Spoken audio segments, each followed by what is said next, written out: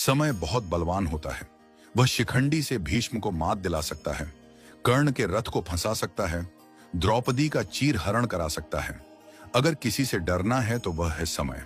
महाभारत में एक प्रसंग आता है जब धर्मराज युधिष्ठिर ने विराट के दरबार में पहुंचकर कहा, हे राजन, मैं व्याघ्रपाद गोत्र में उत्पन्न हुआ हूं तथा मेरा नाम कंक है। मैं धूत विद्या में निपुण हूं। आपके पास आपकी सेवा करने की कामना लेकर उपस्थित हुआ हूं। जुआ यानी वह खेल जिसमें धर्मराज अपना सर्वस्व हार बैठे थे, कंक बनकर वही खेल वह राजा विराट को सिखाने लगे। जिस बाहुबली के लिए रसोइये दिन रात भोजन परोसते रहते थे, वह भीम बल्लभ का भेष धारण कर स्वयं रसोइया बन गया। नकुल और सहदेव पशुओं की देखरेख करने लगे। दासियों से घिरी रहने वाली महारानी द्रौपदी स्वयं एक दासी सैरिंद्री बन गई।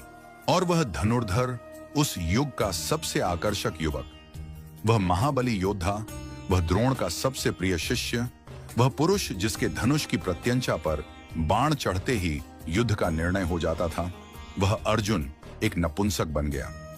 युधिष्ठिर राजा विराट का अपमान सहते रहे। पौरुष के प्रतीक अर्जुन एक नपुंसक सा व्यवहार करते रहे। नकुल और सहदेव पशुओं की देखरेख करते रहे। भीम रसोई में पकवान पकाते रहे और द्रौपदी एक दासी की तरह महारानी की सेवा करती रही। पांडवों के लिए वह अज्ञातवास नहीं था। अज्ञातवास का वह काल उनके लिए अपने परिवार के प्रति अपने समर्पण की पराकाष्ठा थी। वह जिस रूप में रहे, जो अपमान सहते रहे, जिस कठिन दौर से गुजरे, उसके पीछे उनका कोई व्यक्तिगत स्वार्थ नहीं था। अज्ञातवास का वह काल परिस्थितियों को देखते हुए परिस्थितियों के अनुरूप ढल जाने का काल था। आज भी इस धरती में अज्ञातवास जी रहे। न जाने कितने महायोद्धा दिखाई देते हैं। कोई धन्ना सेठ की नौकरी करते हुए उससे बेवजह गाली खा रहा है क्योंकि उसे अपनी बिटिया की स्कूल की फीस भरनी है। बेटी के ब्याह के लिए पैसे इकट्ठे करता। बाप एक सेल्समैन बनकर दर दर धक्के खाकर सामान बेचता दिखाई देता है। ऐसे असंख्य पुरुष निरंतर संघर्ष से हर दिन अपना सुख दुख छोड़कर अपने परिवार के अस्तित्व की लड़ाई लड़ रहे हैं।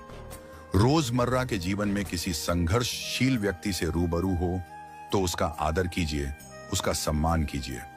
फैक्ट्री के बाहर खड़ा गार्ड, होटल में रोटी परोसता वेटर, सेठ की गालियां खाता मुनिम वास्तव में कंक, बल्लभ और बृहणला हैं। क्योंकि कोई भी अपनी मर्जी से संघर्ष या पीड़ा नहीं चुनता। वे सब यहां कर्म करते हैं। वे अज्ञातवास जी रहे हैं, परंतु वह अपमान के भागी नहीं है। वह प्रशंसा के पात्र हैं। यह उनकी हिम्मत है, उनकी ताकत है, उनका समर्पण है कि विपरीत परिस्थितियों में भी वह डटे हुए हैं। वह कमजोर नहीं हैं। उनके हालात कमजोर हैं, उनका वक्त कमजोर है। याद रहे कि अज्ञातवास के बाद